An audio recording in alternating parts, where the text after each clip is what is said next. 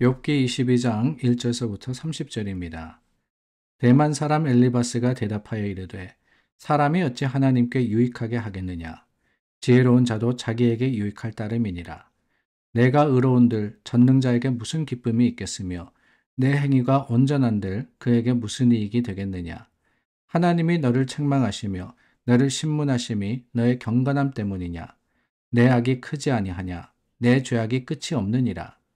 까닭 없이 형제를 볼모로 삼으며 헐벗은 자의 의복을 벗기며 목마른 자에게 물을 마시게 하지 아니하며 줄인 자에게 음식을 주지 아니하였구나.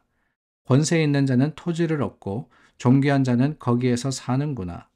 너는 과부를 빈손으로 돌려보내며 고아의 발을 꺾는구나. 그러므로 올무들이 너를 둘러있고 두려움이 갑자기 너를 엄습하며 어둠이 너로 하여금 보지 못하게 하고 홍수가 너를 덮느니라. 하나님은 높은 하늘에 계시지 아니하냐. 보라, 우두머리 별이 얼마나 높은가. 그러나 내 말은 하나님이 무엇을 아시며 흑암 중에서 어찌 심판하실 수 있으랴. 빽빽한 구름이 그를 가린즉 그가 보지 못하시고 둥근 하늘을 거니실 뿐이라 하는구나. 내가 악인이 밟던 옛적 길을 지키려느냐. 그들은 때가 이르기 전에 끊겨버렸고 그들의 터는 강물로 말미암아 함몰되었느니라. 그들이 하나님께 말하기를 우리를 떠나소서 하며 또 말하기를 전능자가 우리를 위하여 무엇을 하실 수 있으랴 하였으나 하나님이 좋은 것으로 그들의 집에 채우셨느니라. 악인의 계획은 나에게서 머니라. 의인은 보고 기뻐하고 죄 없는 자는 그들을 비웃기를 우리의 원수가 망하였고 그들의 남은 것을 불이 삼켰느니라 하리라. 나는 하나님과 화목하고 평안하라. 그리하면 복이 내게 임하리라. 청하건대 너는 하나님의 입에서 교훈을 받고 하나님의 말씀을 내 마음에 두라. 내가 만일 전능자에게로 돌아가면 내가 지음을 받을 것이며 또 내 장막에서 불의를 멀리하리라. 내 보화를 티끌로 여기고 오빌의 금을 계곡의 돌로 여기라. 그리하면 전능자가 내 보화가 되시며 내게 고귀한 은이 되시리니 이에 내가 전능자를 기뻐하여 하나님께로 얼굴을 들 것이라. 너는 그에게 기도하겠고 그는 들으실 것이며 너의 서원을 내가 갚으리라. 내가 무엇을 결정하면 이루어질 것이요 내 길에 빛이 비치리라. 사람들이 너를 낮추거든 너는 교만하노라고 말하라. 하나님은 겸손한 자를 구원하시리라. 죄 없는 자가 아니라도 건지시리니 내 손이 깨끗함으로 말미암아 건지심을 받으리라. 욥과 세 친구 사이에 세 번째 논쟁이 시작되고 있습니다. 그 논쟁의 항상 첫 번째 기수는 오늘 본문에 나오는 대만 사람 엘리바스입니다. 이 엘리바스가 가장 연장자였던 것 같은데요. 그 엘리바스가 이제 다시 욥에게 반박을 하고 있습니다. 그런데 오늘 말씀을 가만히 읽다 보면은 그런 생각이 들어요. 습관이라는 게 참 무섭구나라는 것을 말입니다. 습관 또한 우리가 가지고 있는 어떤 생각, 편견 이런 것들이 참 어렵고 힘든 일입니다. 이 엘리바스의 모습도 그렇습니다. 한번 판단한 것을 가지고 계속해서 자신이 생각했던, 자신이 주장했던 그 범위에서 벗어나지 못하고 있어요. 욥이 아무리 반박을 해도 또한 여러 가지 이야기로 자신의 참 의로움을, 자신의 무죄함을 참 주장한다 할지라도 이 엘리바스만이 아닙니다. 다른 친구들에게도 그 이야기가 먹혀지지 않습니다. 한 번 믿었기 때문에, 한 번 결정했기 때문에 계속해서 그 주장 속에서 욥을 향해서 반박하고 욥을 또한 타박하고 있는 거예요. 계속해서 욥이 뭔가 잘못했구나. 그러므로 인해서 뭔가 그 죄에 대한 결과로 또 심판을 받고 있구나라고 하는 생각이 바뀌지가 않습니다. 그래서 계속 나쁘다고만 이야기를 하고 있는 거예요. 그러므로 부정적인 마음, 그 부정적인 모습이 변하지는 않습니다. 여러분, 우리가 그럴 때가 있지 않습니까? 한 번 마음 먹으면은 그 마음 먹은 것을 바꾸기가 그렇게 힘들어요. 한 번 습관이 되어버리고 한 번 굳어져 버린 것은 우리가 깨뜨리기가 그렇게 힘든 겁니다. 그러다 보니까 어떻게 됩니까?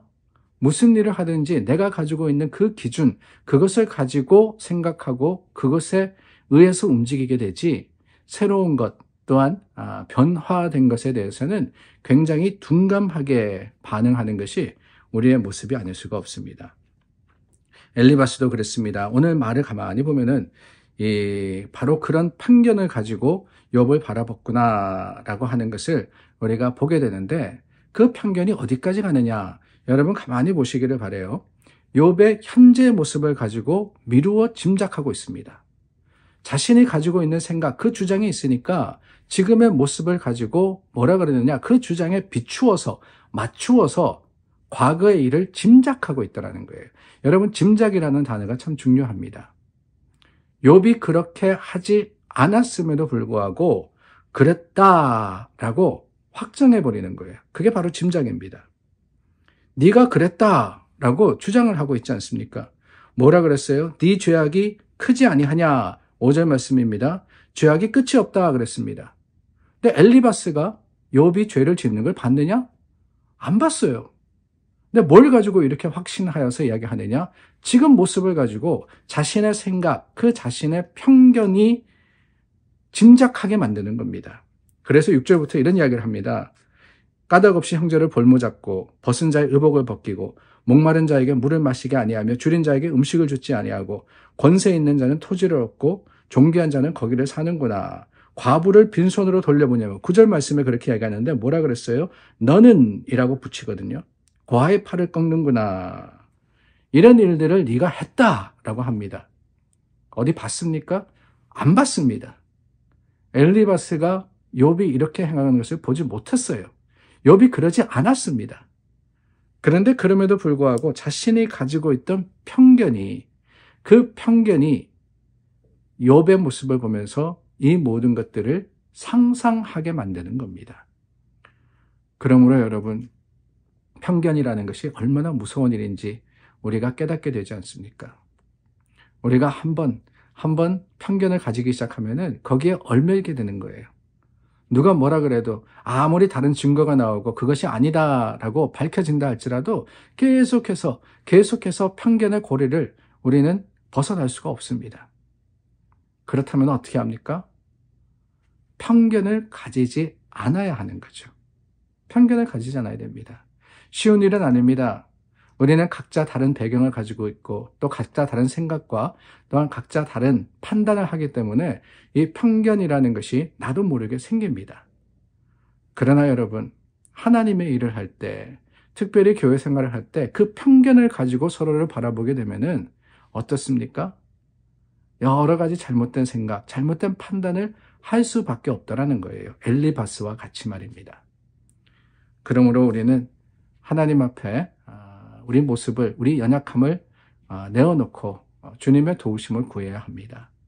우리가 서로를 바라볼 때, 또한 어떤 일을 할 때, 교회로서의 주님이 맡겨주신 사명을 감당할 때 우리가 가지고 있는 기본적인 그 기준의 그 원래의 생각, 그 원래의 판단을 가지고 내가 내 생각으로 하지 않도록 말입니다.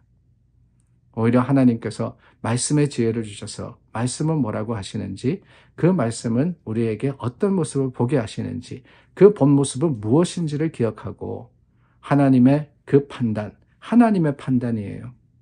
내가 가지고 있는 편견의 생각이 아니라 하나님의 판단으로서 우리가 서로를 용납하고 함께하며 주님 앞에서 같이 설 수 있도록 우리는 주님께 맡겨진 교회가 되어야 하리라 믿습니다. 오늘 하루를 살아가면서 여러분 그러시기를 바라요. 여러분들이 가지고 있는 생각 조금은 그 잡은 그 소나기를 놓으시고 하나님께서 주시는 새로운 마음, 새로운 모습으로서 주님의 말씀 따라 사는 믿음의 사람들이 다 되시기를 주님의 이름으로 축원합니다. 기도하겠습니다. 참 좋으신 하나님, 내 생각과 내 주장이 하나님의 뜻을 가리지 않도록 우리 마음과 또한 우리 생각을 이끌어 주시옵소서. 예수님 이름으로 기도드립니다. 아멘. 오늘도 주님 앞에 다시 한번 섭니다. 우리 서로를 돌아보며 중보하고 또한 하나님의 사랑과 그 은혜를 나눌 수 있는 교회가 되기를 간절히 소망합니다. 기도하겠습니다.